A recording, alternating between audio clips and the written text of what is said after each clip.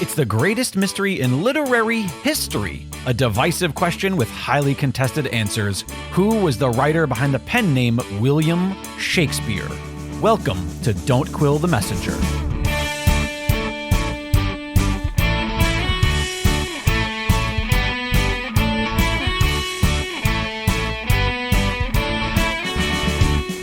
Here's your host, Stephen Sable. Welcome back, fellow Quillers, to your favorite Shakespearean podcast. Hey, today we are going to continue with the series of filmmakers that we have had here as guests on the program over the years, and another one just most recently. And today, however, we're bringing back one of our favorites. He is Blair Murphy. You may remember him. He's been working on his film about the Shakespeare authorship mystery for quite some time now. There are some moments in the movie that include yours truly. He also was a part of our event that we held last April at the Guthrie Theater in Minnesota. And one of the things about Blair, before we get into his film work and what he's doing, that you might want to know is he is a hotelier. And he owns a hotel in Pennsylvania that is a themed hotel. And you may want to check it out sometime. And I'll let him tell you about it when we bring him into the room. However, it's very interesting. It has a Guinness Book of World Records notation to go with it. It's very spiritual and sort of macabre themed. And if you're into that sort of thing, you may want to consider spending a night there. Blair Murphy, welcome back to Don't Quill the Messenger. Hey, it's good to be back. Tell me, before we dive into your film, because I just teased it, tell us a little bit about I always think, is it called the Midway Hotel? Yes, it's called the Grand Midway Hotel. And the webpage is just www.grandmidwayhotel.com. And I was living in Los Angeles, and my buddy's wife saw this 32-room hotel they were about to tear down. And it was on eBay for $11,000. And it had a bar and everything else. And so I relocated overnight, basically, thinking I was just going to do it for a little adventure. And then I never left. And so that's where I live. That's my base camp and my editing room. And that's where we put on the first Shakespeare play for the town, and it led to all this now that's happening. So you live in the hotel. What's that? You live in a room in the hotel? Well, actually, I bought the hotel, and then the building next to it, and the building next to that, the radio station, and the parking lot. And the buildings are so cheap in this town that I bought the center of the block in the center of town. Look at you real estate mogul there in Pennsylvania, just buying up cities.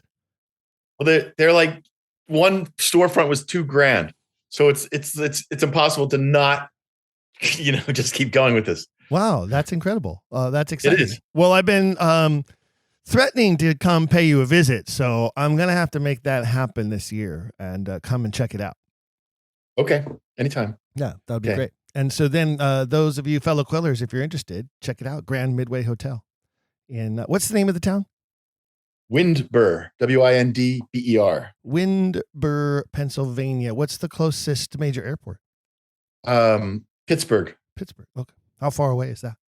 About an hour. Oh, that's not bad. Yeah. It takes me 40 minutes to get to the airport from where I am. So, Mm-hmm. if I go, hey, the movie, is it done? Okay. So I have that sounds version. like no. Well, things are changing. I mean, it's in the middle of this controversy and stuff's happening that I'll save for later in the show. All right. But, I finished it. Last summer was really intense for me because I had been working on this since around 2009 when we first put the play on, and working on it in secret. A scholar from University of Pittsburgh in Johnstown, a Renaissance professor, literature professor, said, "Don't tell anyone any of this. You're onto something. Don't share it." So for a long time, I worked in secret, and it was difficult because I'm a nobody. I'm not an academic of any name. My background is horror films, low budget horror films. So I was really kind of doing this detective work stuff in secret. I didn't even tell the actors in the play, the initial play. They just thought I was on this kind of kooky tangent.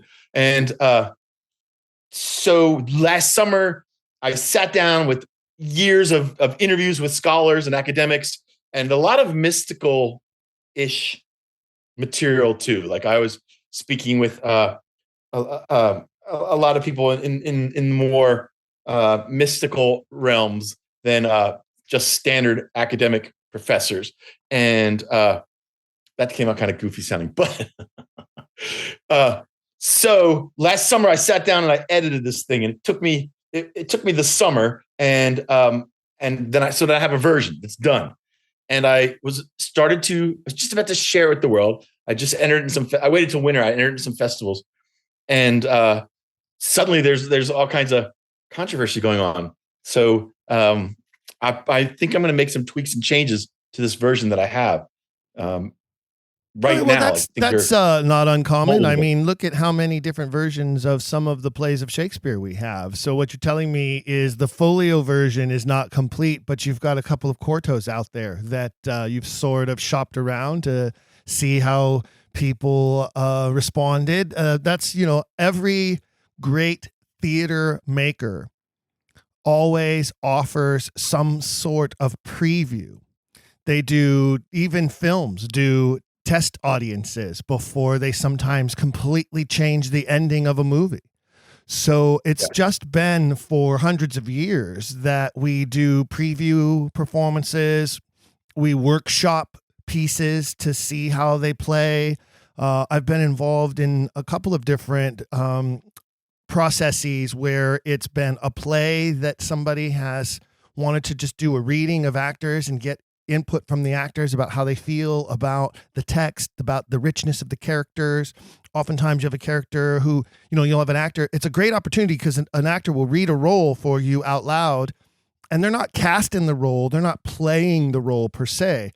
But after reading it out loud with a group of other actors, they might say something like, this role is underwritten, and if I were going to play it, I would be concerned about the fact that the character arc isn't as steep as I would like, or that type of a thing. And as a playwright, then you get that stuff, you get that feedback, and you can use it. There's a great, I always mention, there's a wonderful video on YouTube about, it's like a sort of a documentary about the making of the Phantom of the Opera.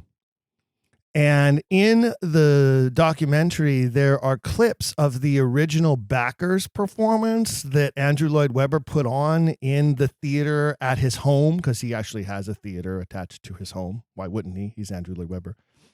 And it has Sarah Brightman playing the role of Christine, and there are some scenes, some familiar scenes that we're all familiar with from seeing what the final product became, right? But the lyrics are terrible. They're trash. They're like so trite and so horrible. And it was before he brought Tim Rice in. And so he received whatever feedback, and then he was like, oh, yeah, I need a whole new lyricist. And he brought in a whole new lyricist and changed the whole show, and it became this magnificent show that we've all known now for, goodness gracious, I don't know, 30 plus years, almost 40 years it's been around. In fact, my wife and I just recently saw it in London a couple of weeks ago.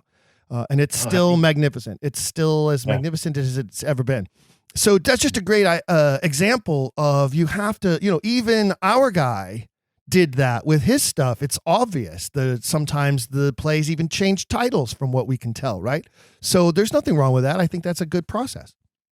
Well, the first time, again, as I said, I was remaining in secrecy for years, and to step out of that was really out of my box, because at first I'm not anybody in the Shakespeare world, and here I have all these wacky theories that I have great conviction about, and I wrote you. I discovered, I was like, well, who are these Oxfordians? What's this whole business? And then I wrote you a letter with a couple questions, and you were very generous. You wrote me back. You answered my couple questions, and it was like a lock shifting on a safe, that suddenly everything clicked, and there was no going back. And so that was huge for me to reach out to you and even say, I'm doing this thing. I'm being kind of secretive about it. I was really scared that I was going to blow it, that I would expose what I was up to and somehow mess up the whole thing. And soon after, I did release some footage, a short bit. I entered into the Shakespeare Oxford Fellowship, had a little film contest, and I entered just like 3 minutes of my film into their contest, which is another big step for me to do that. and then eventually I right now there's a half an hour of it online that if viewers want to peek in on it, you can see. The film is called The Deep Dive because I do a deep dive into this subject matter. And I was trying to think of a phrase that people would remember. And I thought, okay, Shakespeare rock star. People will remember Shakespeare rock star. So if you go to shakespearerockstar.com, you can see a half an hour of the film right now. So out there. And I would love to hear your thoughts. After doing your show last, I think I wrote you in March of 2022.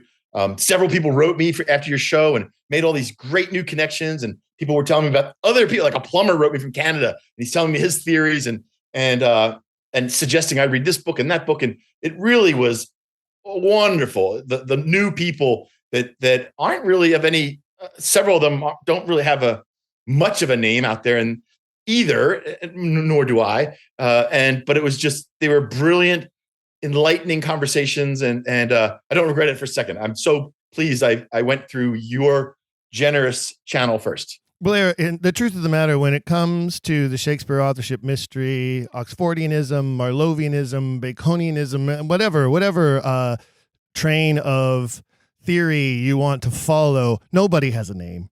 Nobody. One of the big problems with this movement, if we can call it that, is that there are people who believe they have a name, who believe there's something, there's someone, but let's figure it out. What's their real audience? How many people are we really talking about?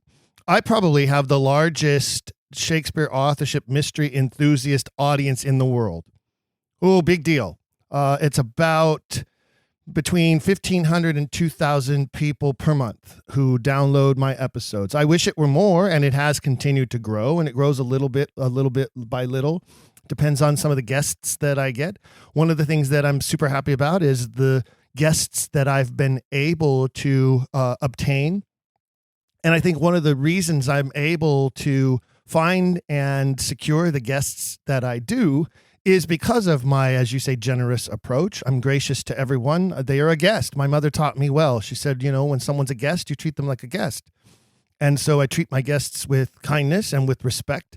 I don't attack their beliefs. I don't challenge them too much. I ask them questions. That's obviously a theme of the show. You've been able to get some guests in your film that you probably would not have been able to get if you weren't so unassuming and so humble. And I think it's been your unassuming and humility that have helped you to acquire people for your film. Like, you have Eric Roberts, brother to Julia Roberts, is in your film. Yeah. Malcolm McDowell. Malcolm McDowell didn't end up doing the film, but he was talking about it with me. And you guys had a sit down and the whole deal. I'd like to have a sit down with Malcolm McDowell. I reached out to him, tried to get him on this program, but I didn't hear back from his agent. But you did. I mean, it's that kind of a thing that you're able to do, and I think that's incredible. And I think it's smart, and I think it's the smart way to approach folks who are maybe in the Stratfordian realm or in the tried and true orthodoxy. Is we need to be more approachable, more accepting, and definitely more humble than many of those, as you say, with a name in Oxfordianism tend to be. I wasn't anticipating I don't know if you want to get into this yet, but I wasn't anticipating some of the reactions the pushback that came from I look at the Oxfordian group as a tribe. And so even though your audience is your audience and some of the other clubs, the De Vere Society, they're all still the same. It's a very small tribe of people. And some of the reactions were I just wasn't expecting the way it didn't go as smooth as I was expecting. Well, we can get into that in a minute. I'd rather talk more about the film than the negativity, sure. But we will touch on that because I do think it's important. But one of the things I will say to you, Blair, and to all of the Quiller Nation that are listening, the best of us are great. There are some folks out there who are ego-driven or who have become the enemy that they seek to conquer. whether it be, they take on what I call Stratfordian tactics in order to advance their own theories or their own research or their own books they've published. I don't know who they hope to sell them to. I mean, nearly every book that is published on this subject is a passion project, a vanity project in many ways. And don't get me wrong, I'm not opposed to those. I'm a vanity theater producer, so there you go. I'm producing Hamlet. My wife is playing Hamlet. If that's not vanity theater, I don't know what is. She backs it up. She's the greatest actress I know. I know I'm supposed to say that because I'm her husband, but it's actually also the truth. And she's going to be brilliant in it. But it still doesn't change the fact that it's a vanity project. It's our money. It's our theater company. We're putting it up. We're doing it. Audiences will see it. Hopefully they'll enjoy it. Is it going to change the world? No. But we're going to enjoy it. And the people who see it are going to enjoy it. It's the same with a lot of these things. Your movie is very much, I would say, a passion project, a vanity project. But it's something that you felt compelled in your heart to do. And I'd like to talk a little bit about that journey. Tell us a little bit about that journey. Okay. So I decided that at this wacky hotel I'm living in to put on A Midsummer Night's Dream for the town. And it was a glorious, enchanting night. We just performed it on our front porch. And I'm a movie guy. I'm not a theater guy. So this was really my first dive into theater. And it was very eye-opening. And then I had this dream. And the dream, a real dream. And I got all this information that I didn't know. It said, go here, follow this, look at that, look at this, and it will open up a whole range of other things. And that sounds crazy. And when I talk about it, I almost downplay it because I think researchers don't, they're not supposed to go.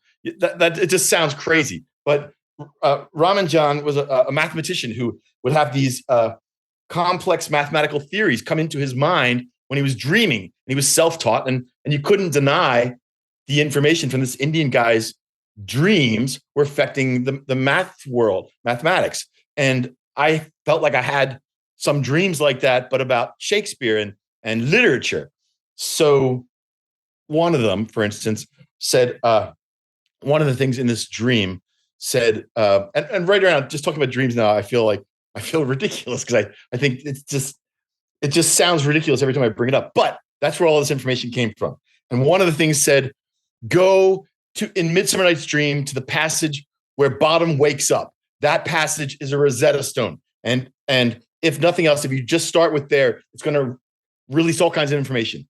So I count the lines, and in that passage where Bottom wakes up, it's from line number 1 in the play to that passage is 1,740 lines. So 1740 didn't mean anything to me at that time, but that line falls on as number 1740. So then I'm looking at the passage, and he says, me thought 4 times. Me dash thought. But if you take out the ought part, it's me, T, me, T, me, T, me, T. 4 T's. Do you follow me so far? Yes, of course. Okay. So those 4 T's. Me thought I had. Man is a patched fool to go about to say what me thought I had. Absolutely. Yes. And I always play that like donkey parts when he's like, me thought I had. Some people play its ears. I play that it's a different donkey part he thinks he had. So on his, I'm thinking about these 4 T's for 10 years in secret.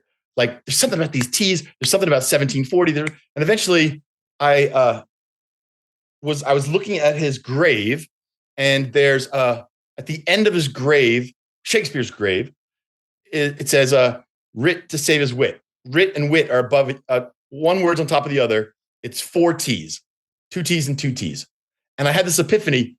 That's the 2 T's in the passage, bottom and bottom, the 2 words. Like if you rearrange the passage of Bottom waking in a graph, and you line up the 2 T's of the word bottom over the 2 T's of the next word bottom, it shifts everything around, and there's new information. And you can do that in every play. In every play in the first folio. You have to do the original first folio. there's certain passages that have 2 or 3 words with 2 T's. And you line up 2 of those words. Sometimes you have to try the first and the second, or the first and the third. And then eventually it clicks and there's information. Now that I thought when I announced that to the world, it was going to make world news. I thought, because it's just so, it's like all this new information in the first folio. Now, Alexandre Waugh was working on similar research. But I was not influenced by him one iota. I discovered him later, but he was working on this. He has these couple posts about 3 T's and 1740 as well. And both of us were bringing up evidence of references to John the Baptist. So there's all this kind of mystical code stuff in my film in particular. That's what I'm centering on. And I wasn't anticipating it. This is just how the mystery kept unfolding to me in particular. It was like, look at these secret things that are behind the scenes. And again, I didn't anticipate any of this, but that's what my film ended up doing. So very clearly, this half an hour I put online, since I didn't think that was so breaking news anymore, because Alexandre Waugh was doing some similar stuff, and I thought sooner or later, within the next year or two, someone else is going to break this same code. So I just put it out there. So that's what the half an hour online is. It focuses on that and how to do it. It spells it out very clearly. There's no he's just winging it. I mean, it shows the pattern and how to unravel this. Some people don't like code stuff at all. I mean, it's almost like a bad word, I discovered, to just talk about codes. And even well, so here's the thing. I think about that, and you're right. There are some people out there who are like, as soon as you mention codes or ciphers or anagrams, they shut down. They completely just shut off. I think it's because that stuff is really hard to understand, and it requires a higher level of thinking, and they don't want to work that hard. They would rather just dismiss that there's any codes anywhere than to actually start digging in and diving into the codes. But I think it's pretty obvious that there are codes involved in the publications. There are codes in the sonnets, in the way that they're numbered, in the way that their title page is created, in things. Sometimes it's codes not only in the shape of things, almost like a Robert Frost poem. Sometimes it's a code in what's missing, the absence of things, like the fact that on the sonnets there is no author in the section where an author's name should go, for instance. The numbering of the plays, the Troilus and Cressida mystery in the folio is huge, and I think that you can't just poo-poo and dismiss that stuff away. Now, here are my reasons. One, it is not a mystery. We know for a fact that mysticism was an important thing in the Elizabethan and Jacobean courts. We know for a fact that King James was nearly obsessed with witchcraft and the occult. We know that John Dee was a very influential man in Elizabeth's court and her personal astrologer. We know that astrology was important to the royals and the nobles of court during those periods of time. That's all numerology. That's all undeniable. So why would they not be even more involved in it than we're aware of? Do you think they're just going to tell us left and right what they're doing? No, that there's going to be secrets. We know the Rosicrucians were a real thing. We know that the Masons were a real thing. Those organizations existed, and those secret societies existed. We have secret societies today. People talk about the oligarchy of today and the Illuminati or the Skull and Bones Society. These are real things that really exist. So you can live with your head in the sand and pretend they don't, because it doesn't suit your narrative, or because you think that because you're not able to understand it, the common person won't understand it, and it interferes with changing the paradigm when it comes to authorship and identifying the author. But it's the same argument that people make against the succession theory. As soon as you get into any Prince Tudor talk, they shut down, they freak out, they flip out, they get all angry and upset like a Stratfordian. especially the ones who are like so committed to homosexual love affair. It's all a homosexual love affair. They cannot see beyond that theory. And many of them, because they have some sort of dog in that race, is what I have found. They need Edward de Vere to have been a homosexual for whatever reason in their minds or in their theories. And so you run into this with regards to code work, but I don't think that codes and nicknames are they're not deniable. They're undeniable. The Queen had nicknames for various members of court. We know that for a fact. Today, in modern society, we still use codes and nicknames. The Eagle has landed. Operation Crossfire Hurricane. Every member of the U.S. government has a code name. Each president gets a code name, and that code name changes from president to president. Each first lady gets a code name. We still use code names and nicknames today. Why is that so strange? Why is that so crazy to the people who would like to destroy those theories? I don't get it. For sure, if you're looking at depending on what your own background is, that's how you're going to, like, if you're not involved with anything in the legal world, you're not going to see the law references throughout Shakespeare. If you're not in the botany world, you're not going to recognize that. And as far as from my angle, if you don't understand alchemical language, you're not going to see those signposts in the drama, and so you're not going to be looking for them, or they're not going to interest you. And so my film in particular centers around pointing out alchemical symbols and things like that. And so here's a great breakthrough that I got, that happened to me. So I'm reading Midsummer Night, and there's this line, over hill and dale, and it bugged me. I didn't like the line. It's said twice. It's said by the fairy's assistant, and then soon after, it's said again to Oberon. And I thought, what does that line mean? Why is that there? It's there twice. So to me, anything that had something odd about it was what I focused on. And there was a lot. I mean, there's a billion things throughout the work, but that was one of many, many things where I saw it twice, and I thought, that's twice. It's telling me something. Look for this. So I wrote, you can write the Folger Shakespeare Library and ask them official questions, and they'll write you back with research. It's wonderful research facility that way for anybody out in the world that wants to write the Folger and ask questions. So I asked about this line, and they said, well, that goes back a reference like 100 years earlier to this particular poem, and that's the official word. And so I was thinking, there's something going on in this play, Midsummer Night's Dream, more stuff that's not being recognized. In particular, about the play within the play, that was really bothering me, and it was like scratching my forehead over and over again, saying, research, look this up. And so I'm reading all these old books, okay, and I'm trying to find some reference that's making that this is leading to a point that is connecting Over Hill and Dale and the play within the play that's not known yet in current academic conclusions. So I pick up this book from the 1200s called Blancara by a mystic named Raymond Lull. He's out of Spain. And it has a book within the book. And I scream, I know this is it. I know there's something in this book that's going to reference A Midsummer Night's Dream, or there's going to be something from Midsummer Night's Dream is going to be in this book. I just felt it like thunder in the room. So I'm reading through the book. It's a big book too.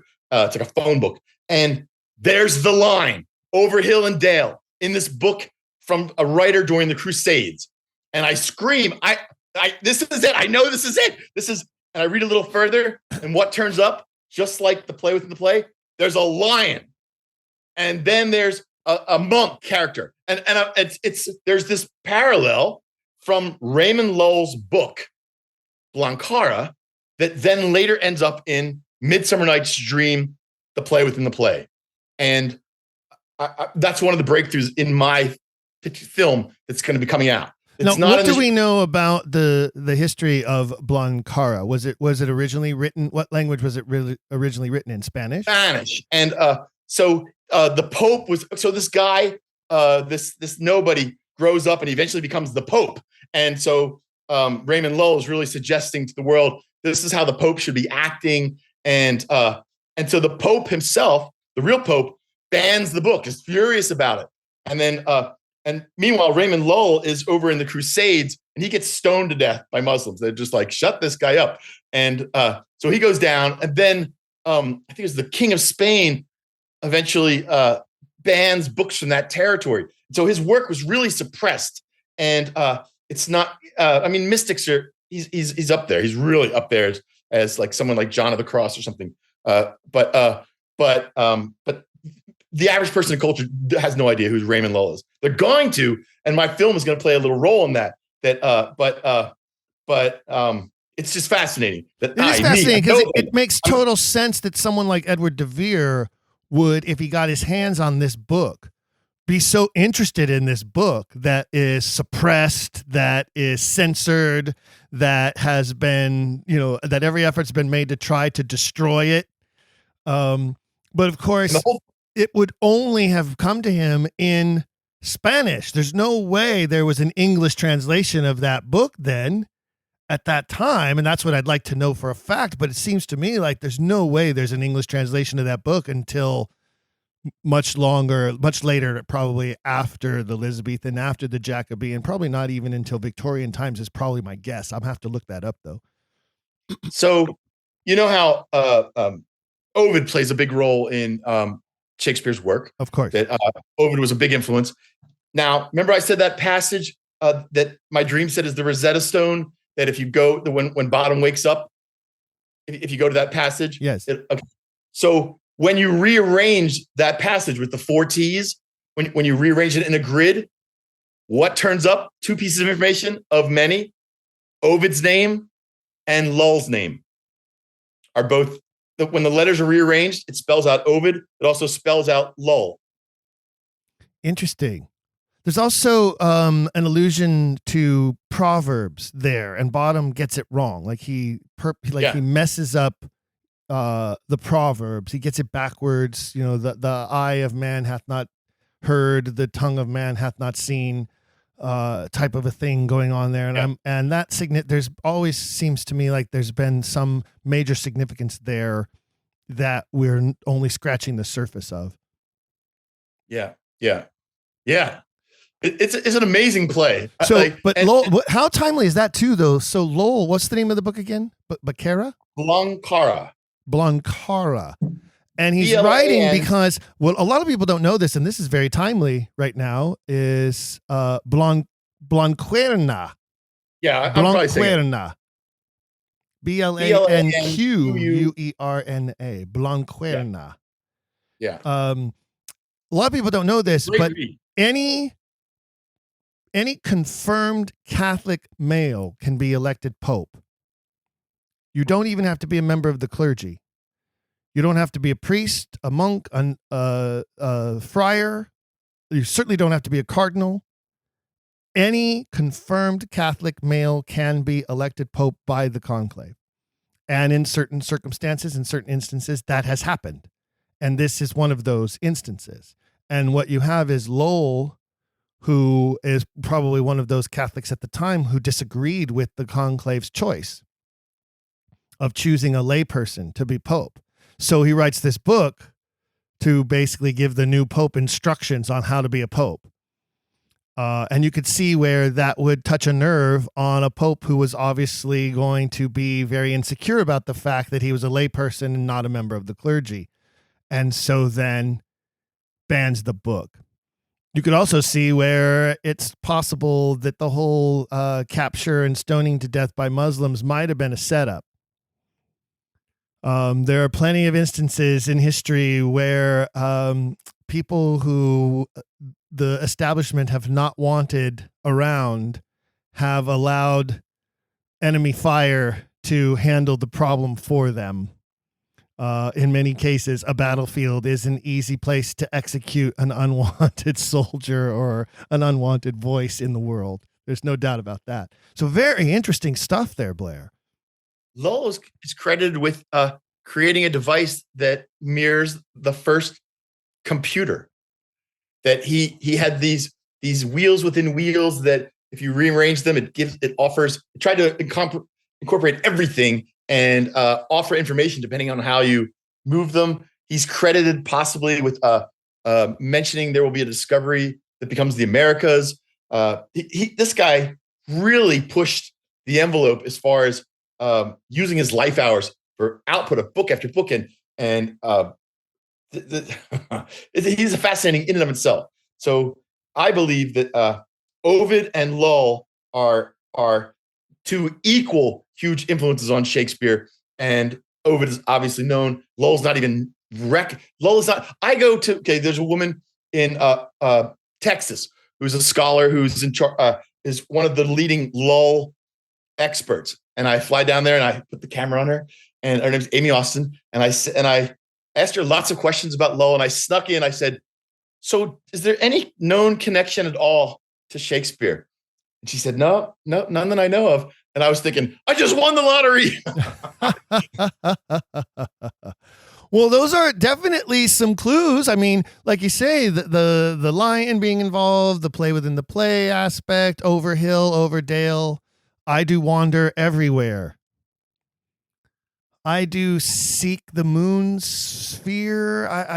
It's is it Peas Blossom who's answering Puck? Yeah. How now, spirit? Whither wander you? Over hill, over dale. Yeah. Yeah.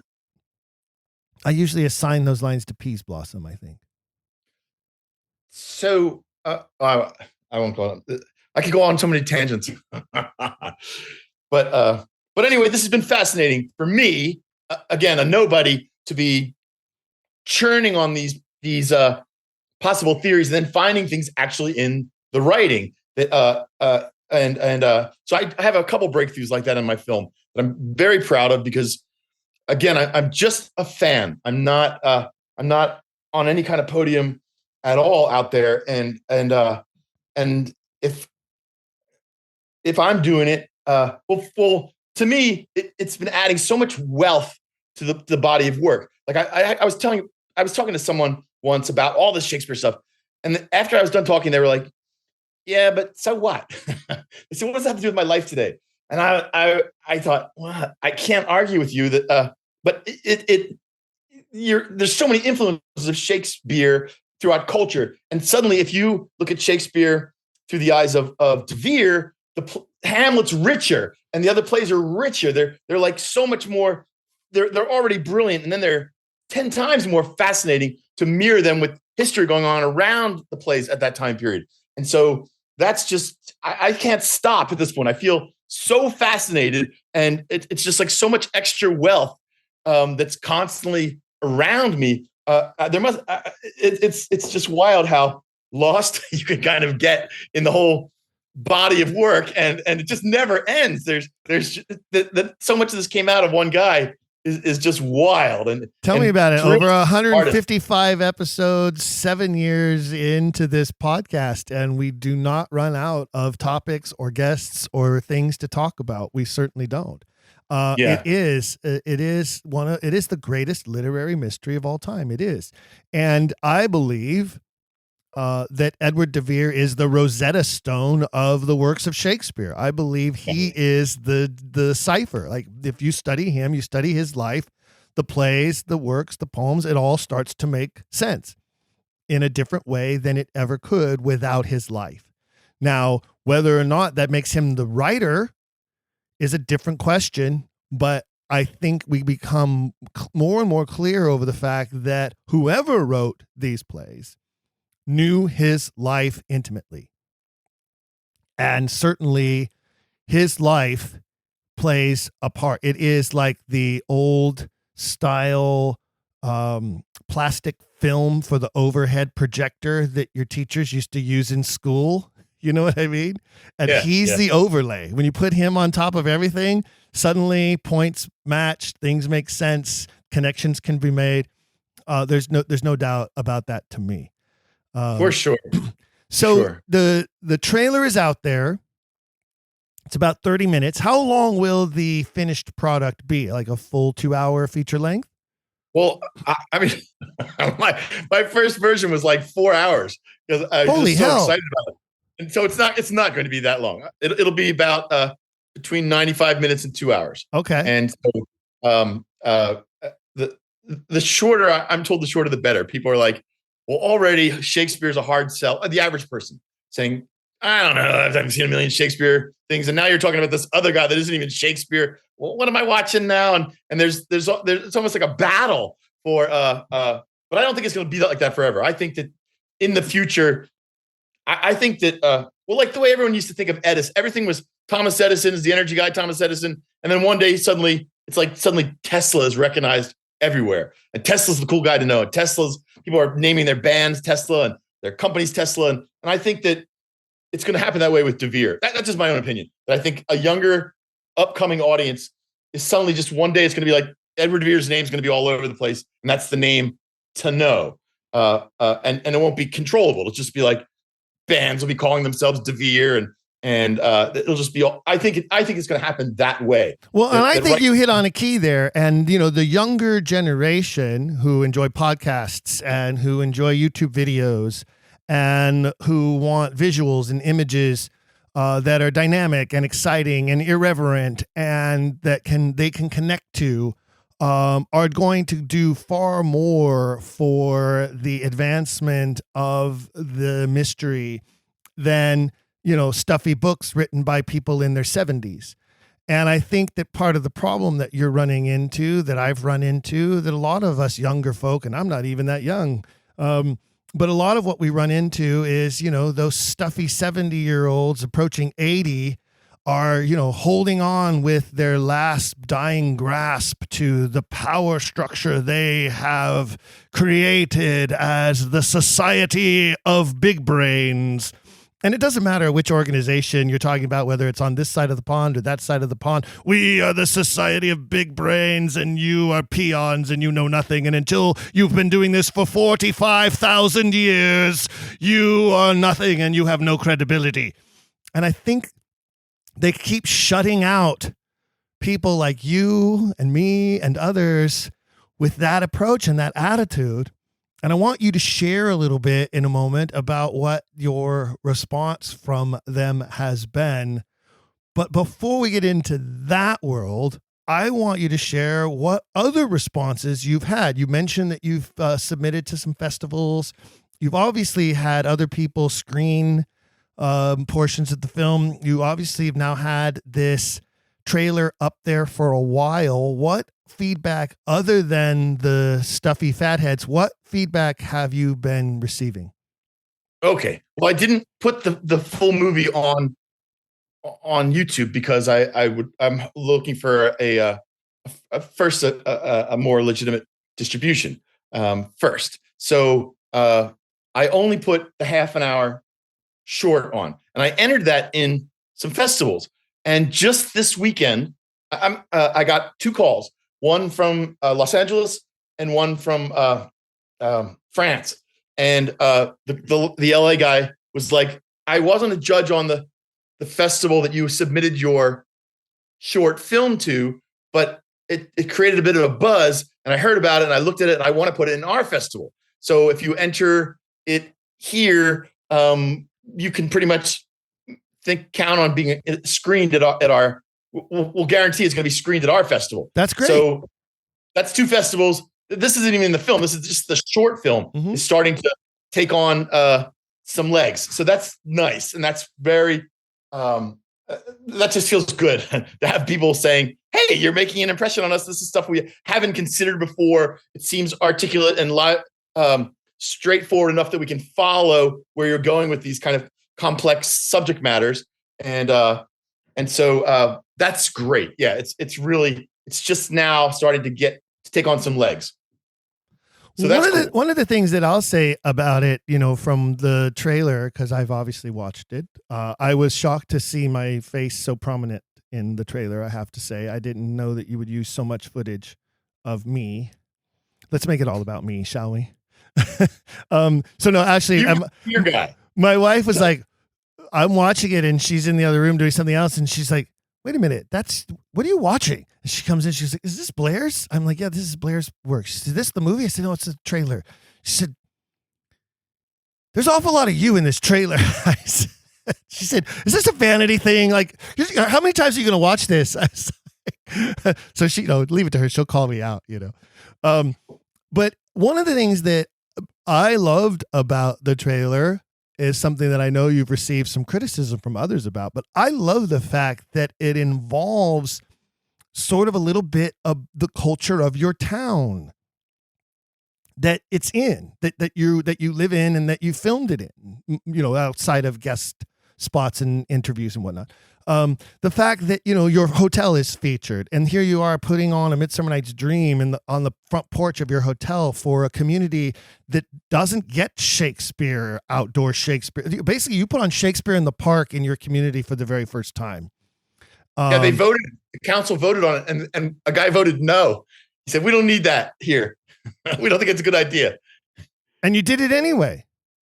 Yeah. So I think, that sort of irreverent spirit, that sort of rebelliousness to, anti-government censorship is a flavor of the film that I think is important because I think that's the flavor of our writer.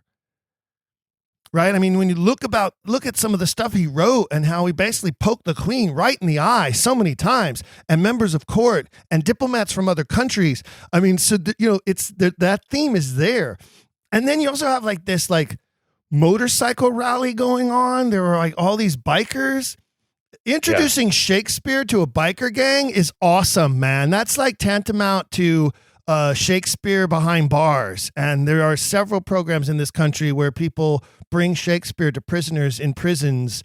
And not saying that bikers all belong in prison. That's not what I'm saying. But I'm just saying it's a totally different set of people who maybe aren't familiar with the works, who don't realize how much the works are so human and are so relatable to any segment of society. And that in itself is also magnificent. Well, thank you. It was not my goal to mirror De Vere when I was adding that aspect to the film. But it's neat that does come through a little bit. What my goal was, and I watched every film imaginable on YouTube, I thought, every documentary and homemade film as well. It's a lot of intellectual, heady material. And I think audiences in film tune out for that. They identify with the emotional part. So unless you can hook them with something emotional and some emotional skin in the fight, then they're not really going to be invested as a viewer. This is film language I'm talking about, not academic presentation. So I wanted to show, I made myself a character in it, and I show my failings, and I show how I didn't know anything about Shakespeare in the beginning, and I show mistakes I make, and I show the battles behind the scenes, because I want the audience, I don't really think they wouldn't just follow these high concept things throughout the film. So I have heart stuff and just small town people trying to put on a production and what that means to be kind of a fish out of water up against, it was thousands of bikers. It's 4,000 bikers at one point. And so that was more of my goal that's my idea of film language. I'm trying to seduce the audience into coming along with me on this adventure. And then some of the heady stuff was okay, you have to explain Shakespeare. Then you have to explain De Vere was not Shakespeare. And then all this alchemical language, I'm talking about Kundalini and tarot and all kinds of wacky stuff that I had to explain these things within the film. And so sometimes my actors are rolling their eyes what the hell is he talking about now? And I almost think that's the only part the audience is going to identify with is the this is weird, as opposed to some of the more concepts which I'm invested in and I love, and I feel you see them you can find them in the writing, but I was really trying to just be emotional and make an emotional film.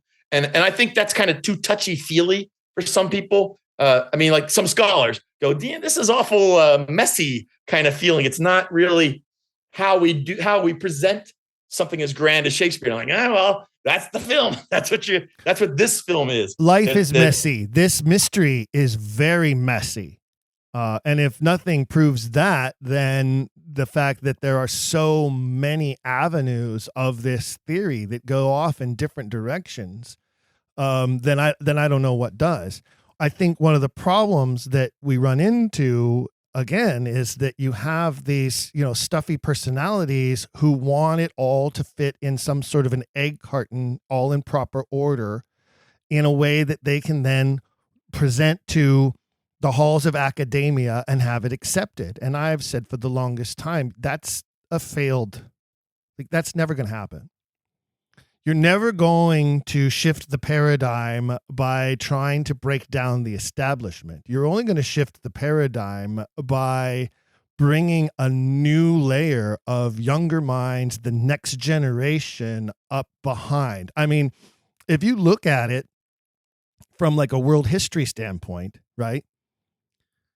Converting people to a new thought process, a new form. Let's use math. Here we go. We'll use math, right? So we all learned math in our way when we were kids, and now there's this new system that they're teaching in schools. My kids come home and they show me this new system, and I can't figure it out. And I'm like, I don't know why. That seems so much harder and so much more difficult to do, and it seems like it's too many steps.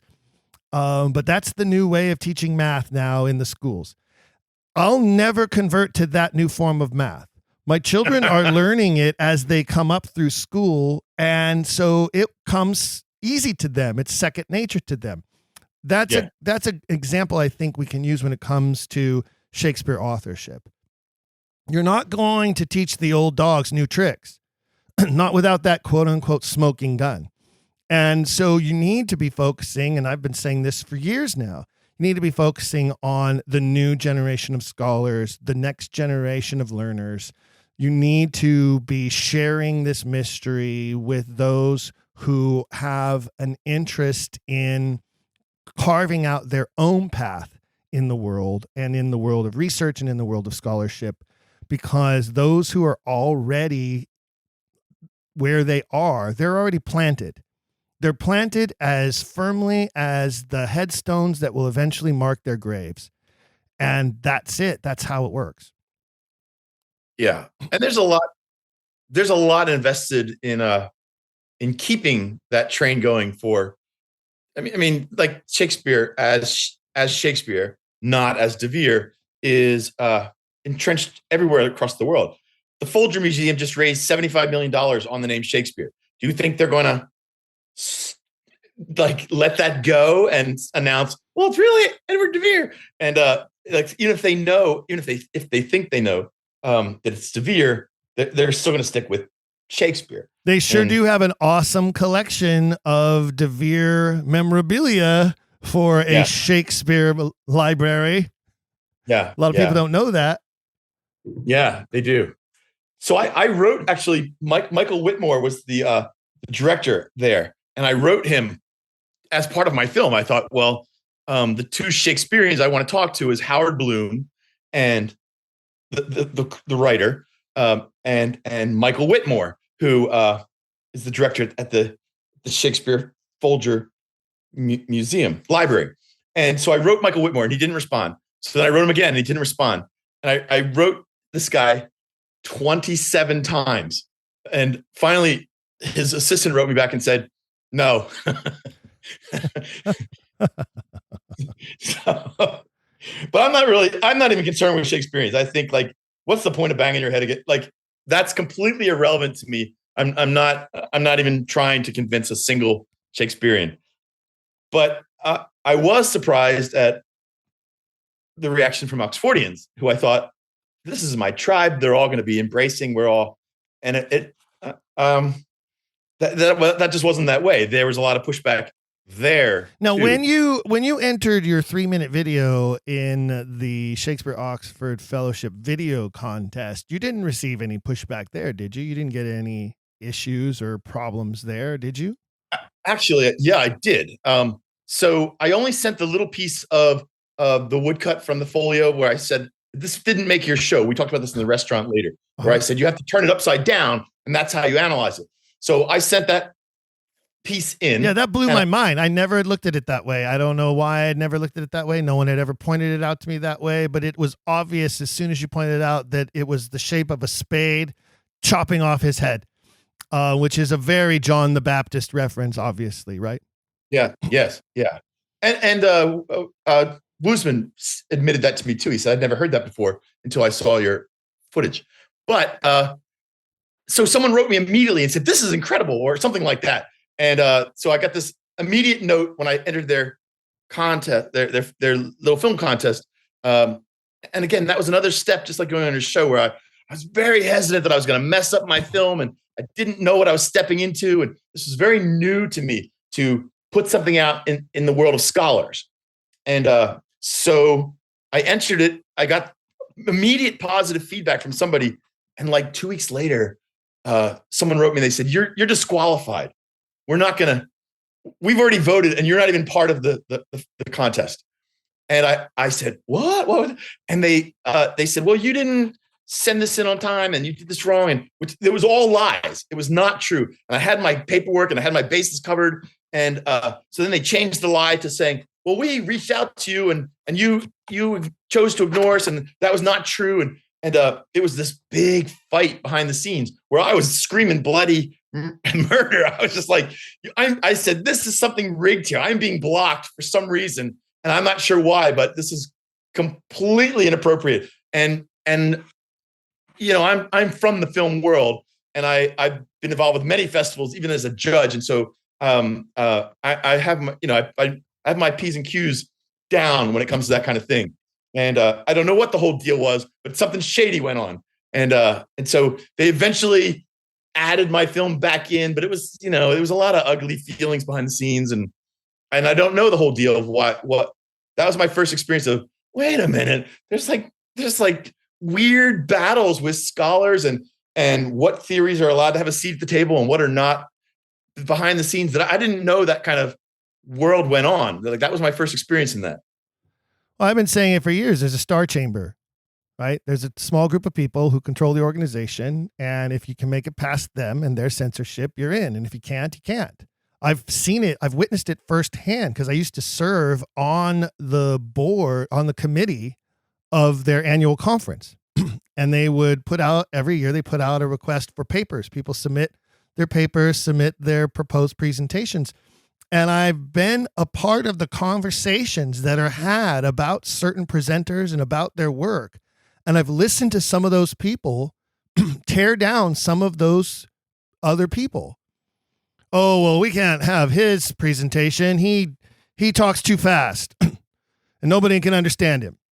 Oh, we can't have his presentation. He doesn't cite enough references for his crazy theories, and we don't think that those theories should have a seat at the table anyway.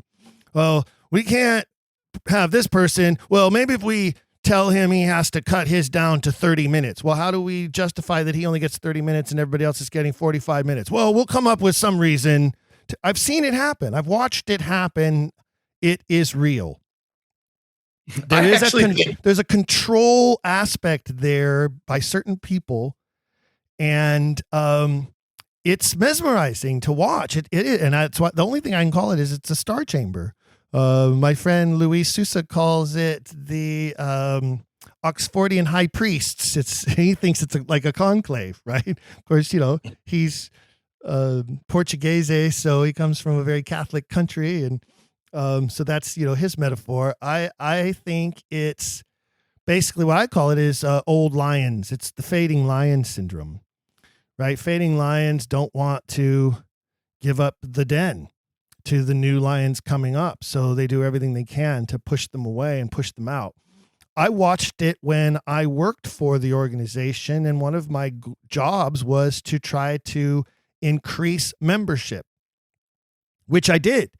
While I was under contract with the organization, I increased membership, well, through my efforts and the efforts of others. Can't be all me.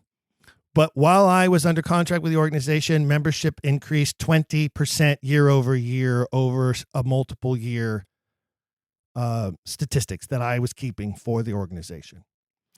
I left the organization, and now their membership has declined back to those pre-publicity year numbers.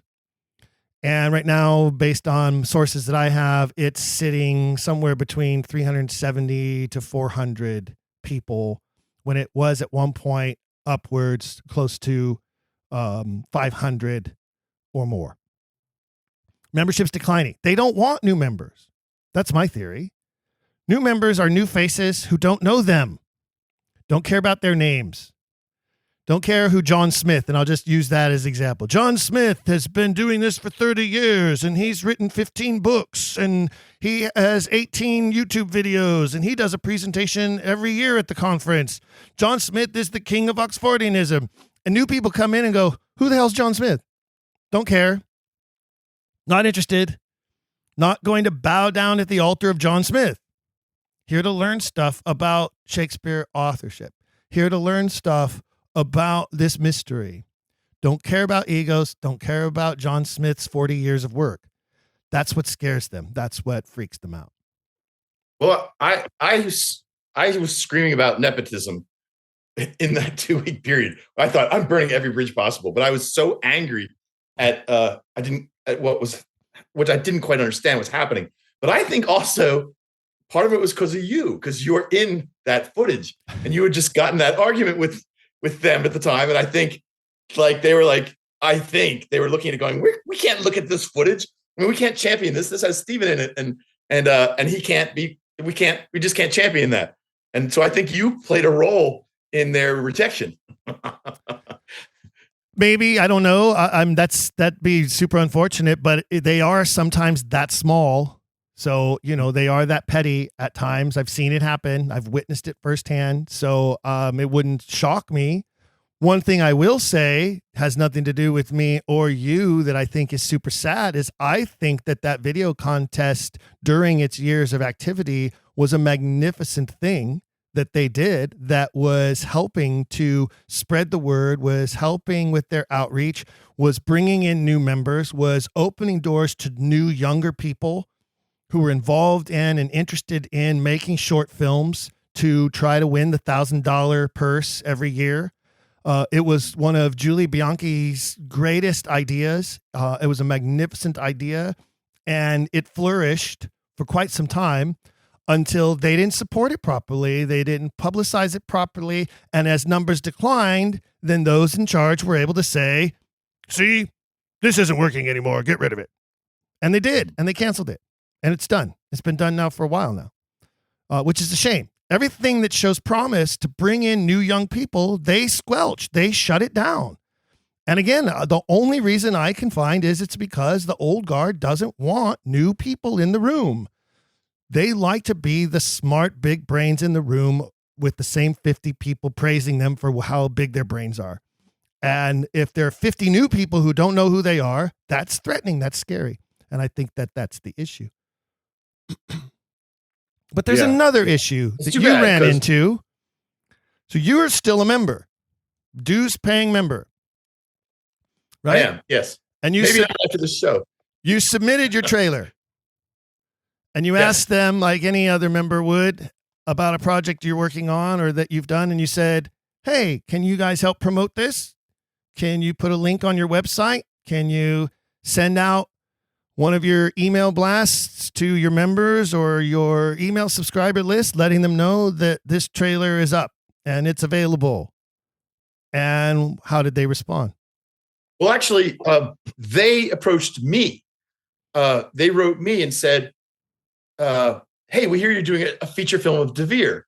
And at the same time, there's another feature film being created in England called The Truth Will Out. And the woman, Amanda, she's very sweet. We talked on the phone the other day about her trials and things that she's going through during her production. Anyway, so the fellowship posted information about her film and sent it out to all the members. And her film, like mine, is not out yet. So they're posting about it sight unseen.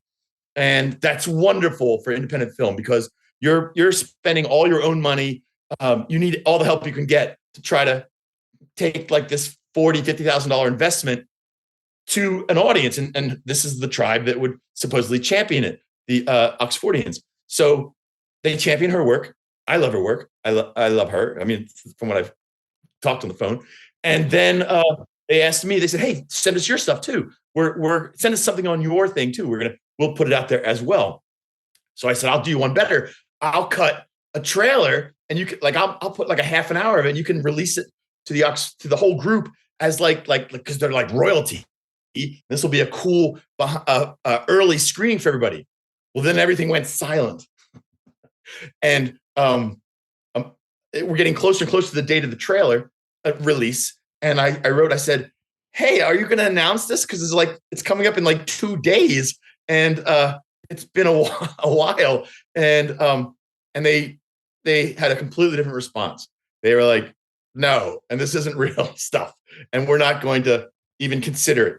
And I was like, I blew up all over again. I saw red and I was screaming holy hell again. Like, what the hell are you even talking about?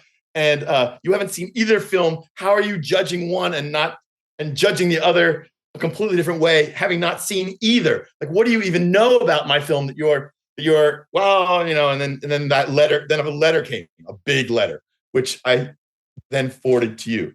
That they even said, you can share it with Steven, that's fine. Yeah, so before we get into that, I do want to preface that the very final sentence of the letter that was written to you by Tom Woosnam. Tom Woosnam's been a guest of this program multiple times. I know him well. He's been on the program several times. Apparently he's now the president of SOF.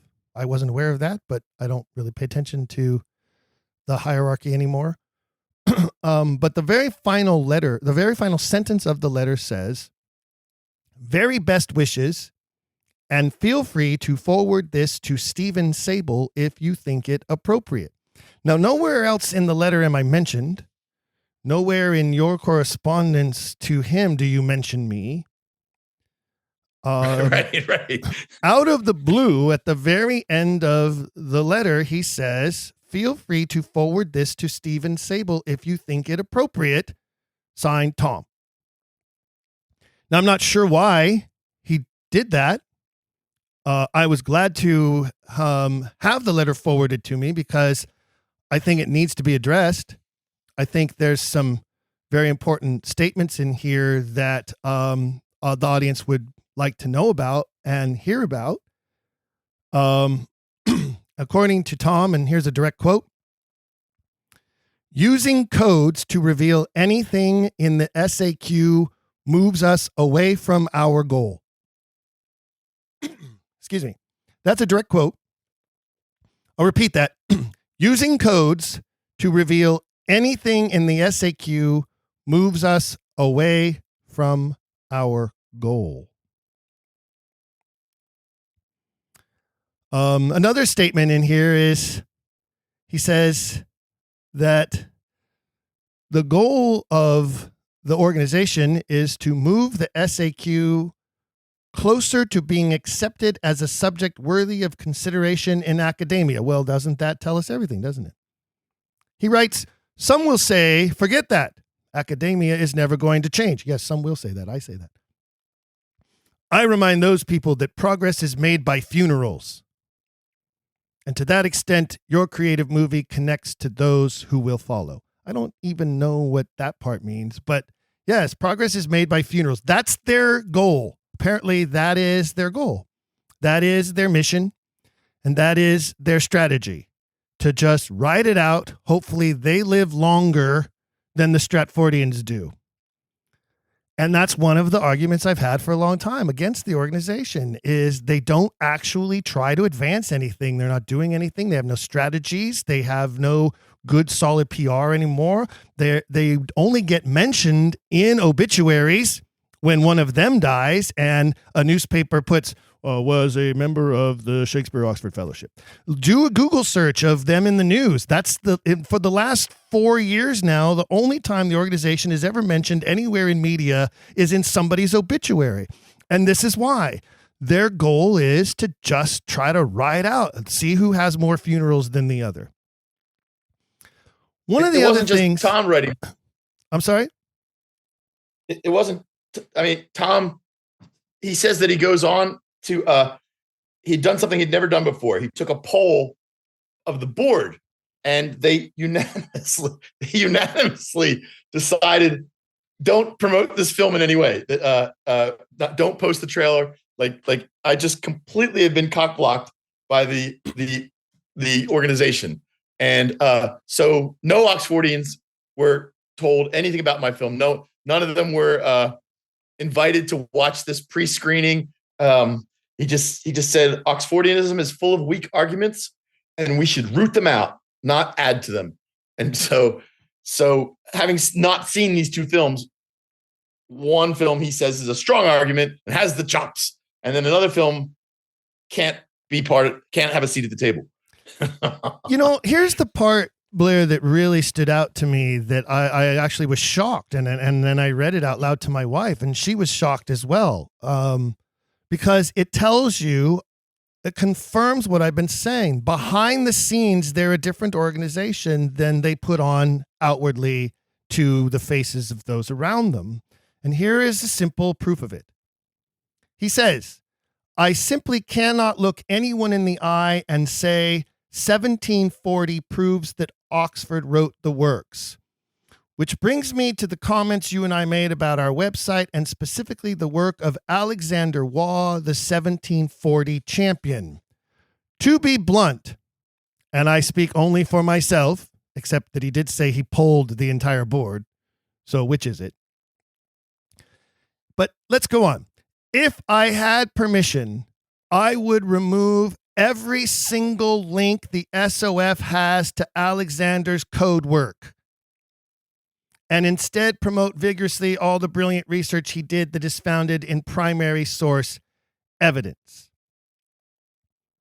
So I'm going to censor Alexander Waugh. I'm going to cut out half of the man's life's work, cherry pick what I think belongs and what I want to remember him for, or the work I believe he did that was of value. What gives him the right to decide what parts of Alexander Waugh's research and work is of value and what parts are not?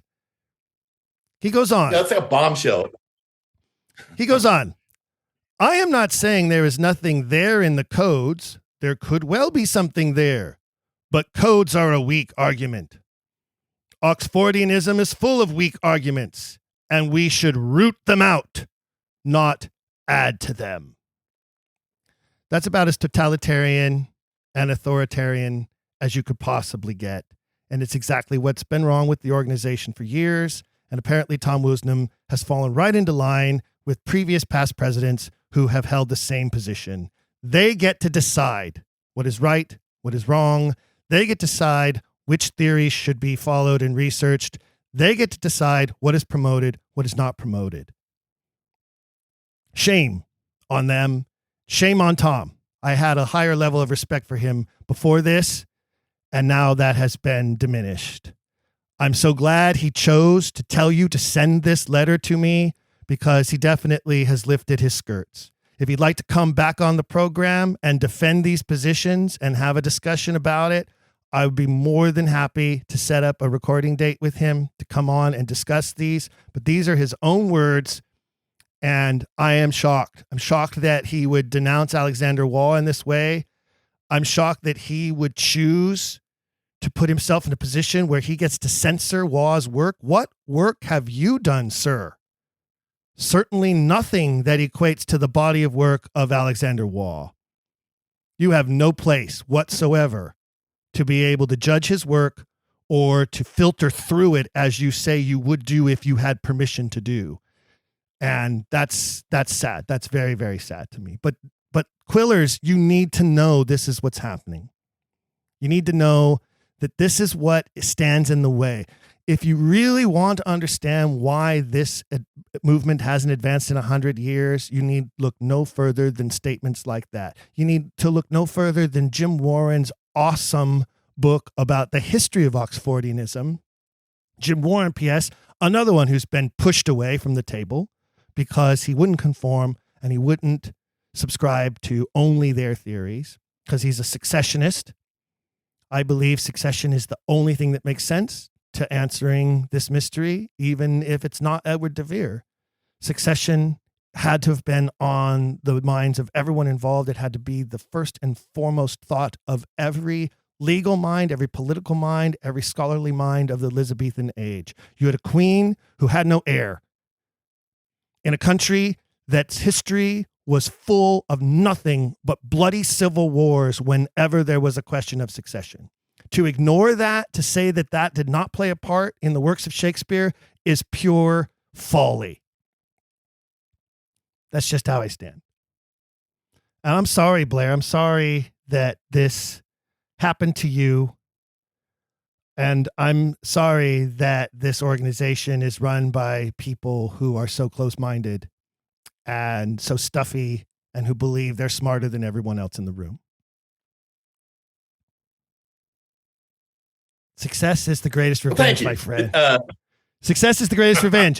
Get that film out there. Get it into festivals. Get it seen in screening houses. Get young people at colleges in their 20s excited about it. Show them.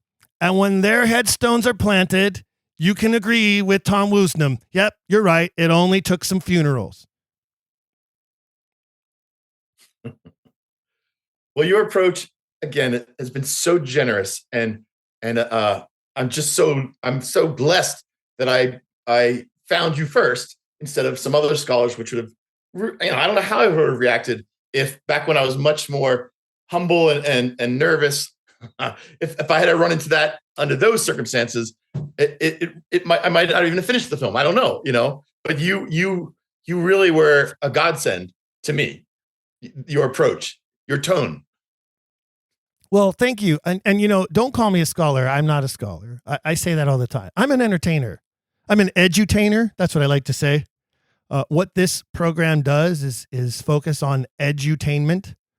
We hope that it's entertaining and educating at the same time. I'm a curator. My good friend Earl Showerman says the same thing about himself. He compiles information, puts it in a nice package, and presents it in a way that makes it understandable, revelatory, and hopefully causes people to ask more questions. I seek to try to do the same. He does it through his wonderful papers and presentations that he creates. I do it through this podcast series. And I'm so grateful and so blessed that there has been continuous support for this podcast series. And it is the members of the Quiller Nation who, as I say, are the best of the best when it comes to the Shakespeare authorship mystery. And it is they who keep this series going. It is they who keep this series going through their loyal listenership and through their contributions through our Patreon page. And through their constant reaching out and encouraging.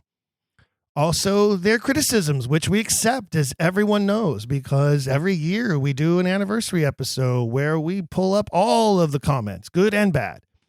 I respond to all the emails and comments in one way or another. Either I write a response or I respond here on the program. And if it weren't for the Quiller Nation, we couldn't do this. And we do this for them. And we hope that Quiller Nation continues to grow and expand around the world the way that it has over the last 7 years. Yeah, it's been great. People like you, friend. And your style's irreverent. I said that from the beginning. That's one of the things I love about it. I think it's one of the things that audiences are going to love about your film. I watch so many documentaries. My wife laughs at me. She's like, "Oh, you're the documentary king." I love history. It's one of my favorite subjects. I love to watch documentaries about history, everything from ancient history. This week, I've been focusing on a documentary on Neanderthals. I'm just so enthralled and intrigued with the history of humanity and civilization.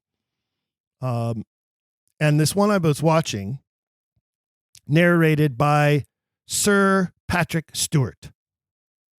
Hey, that's not a slouch. That's a somebody. It's taken me 4 nights to get through it. I fall asleep like 20 minutes in each night. It's so boring. It's so droll and so boring. The information is magnificent. The scientists and the researchers are all top rank from all over the world, from France, from Croatia, from Germany, from England, from America. Like Sir Patrick Stewart's the narrator. You have a different approach. I don't want to call your film a documentary, but it is sort of a documentarial style, I would say. No? It's your journey. It's like a road kind of thing. Yeah. Like a road journal where I'm traveling from person to person and throwing these theories out and I mean I'm confident with what I know. So when I'm approaching people, if I look, sometimes it's just funny that maybe I do look bad. I mean, I might look ridiculous sometimes too. And I've included that as entertainment in the film. People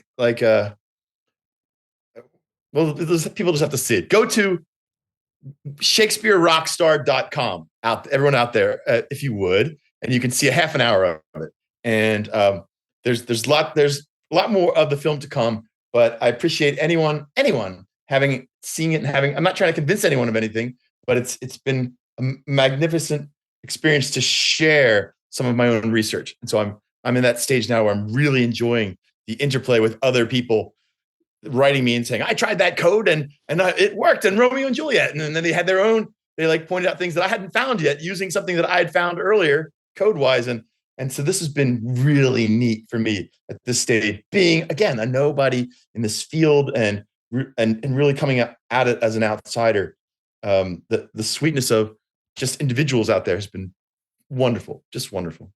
Well, I think it's great, Blair. Again, that's ShakespeareRockstar.com. If you would like to help support Blair and what he's doing, view the trailer, share it with others, send him your comments. Listen, he's open to your comments and critiques too. Let him know how you really feel about it. Apparently Tom Woosnam did. But then we found out that we found out how he feels about a lot of things, didn't we? So that was very enlightening. And also, there's some merchandise available, isn't there, Blair? They could buy a T-shirt or something. Yeah. I made a little store, but that's not my goal. But there's some stuff available as well. Well, every little bit helps in it. And the one I love is the one that says, "If you know, you know." That's my favorite of the designs that you have. And then you wear that around, and people are like, "Well, what is it that I'm supposed to know?" Bam. That just opens the gates, doesn't it, to now have a conversation with people about the Shakespeare authorship mystery. So those are the reasons why I wear my merchandise, and now I'm wearing yours with pride as well. I love when it is a conversation starter, and then I hand people one of my little cards that I carry that tells them about the podcast, and hopefully we gain a new quiller along the way. Speaking of fellow Quillers, before we wrap up, I would like to give a shout out. As I mentioned, I do respond to your messages, and I'd like to give a few shout outs before we close out this episode. Our friend Dean Bradley first alerted me to the Jodi Picoult romance novel titled By Any Other Name. Dean says it is obvious that Jodi read Elizabeth Winkler's book and was inspired by that. I don't know that, but I did reach out to Jodi's people and was told she was too busy to do a podcast episode at this time. I will try again, though. It seems to me that she would be an awesome guest. Tim Price mentioned The Sultan and the Queen, a book by Jerry Broughton. That's spelled Brotton. Apparently, Broughton posits that the Moroccan prince in The Merchant of Venice shadows the real-life Moroccan prince who once vied for the hand of Queen Elizabeth, but chose the wrong casket, so to speak. Tim, I have reached out to Professor Broughton to invite him to the program. We'll see what happens. David Sisk credits the famous Frontline episode and wonders who the actor is who plays Polonius in the episode. Can anyone help us out there? We do a search and we're not able to find that info. If you are familiar, send me an email. I'll pass it on to David. Also, can we start a Quiller campaign, please, to encourage them to re-release the episode for viewing, or at least a DVD copy? If Quillers start writing to PBS Frontline asking, can we please get access, rebroadcast that episode, or put it out on DVD so we can buy it? The YouTube versions that are available are, copies of copies of copies, and they're just not good. So let's write to them and see what we can accomplish. Recent guest Ian Stockdale brings attention to our Quiller motto of keep asking questions. He says it is so much more refreshing than what he has encountered from the established Oxfordian societies. Go figure. Which he says have the motto of, please, sirs, may I ask a question? It has been a common theme throughout the decades, Ian, and may I suggest you read Jim Warren's outstanding account of the history of the movement to better understand why it hasn't ever succeeded in many of its goals. Sandi Boney, who was with us last year at the Guthrie, you probably remember her, Blair. She was there with her husband.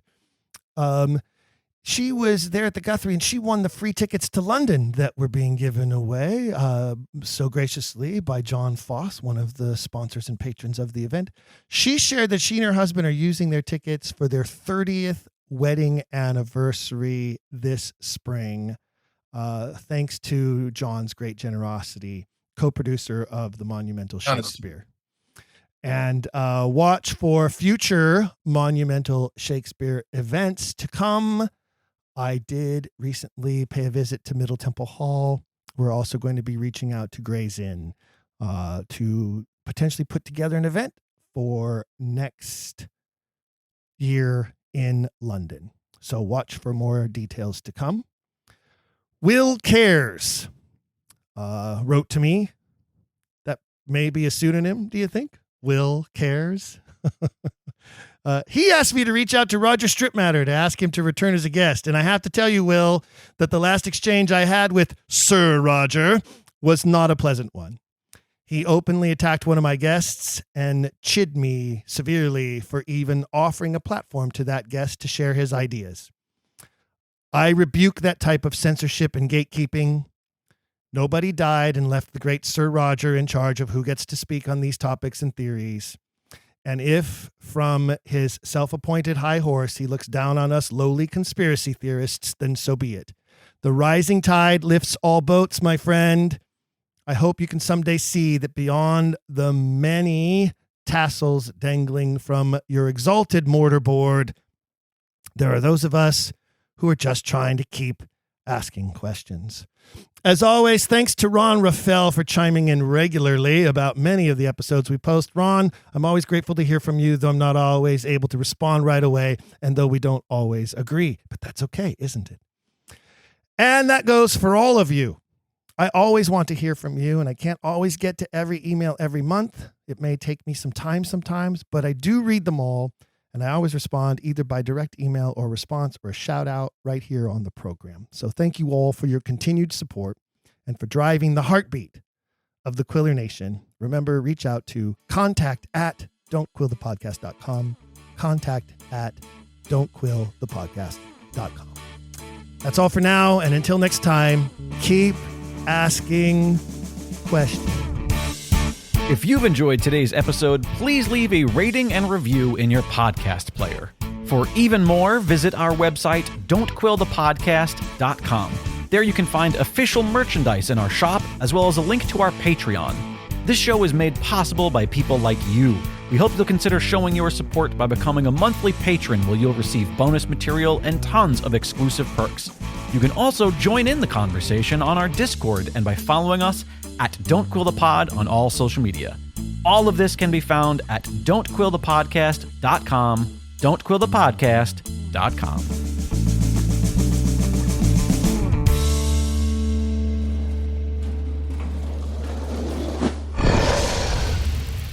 It's Dragon Wagon.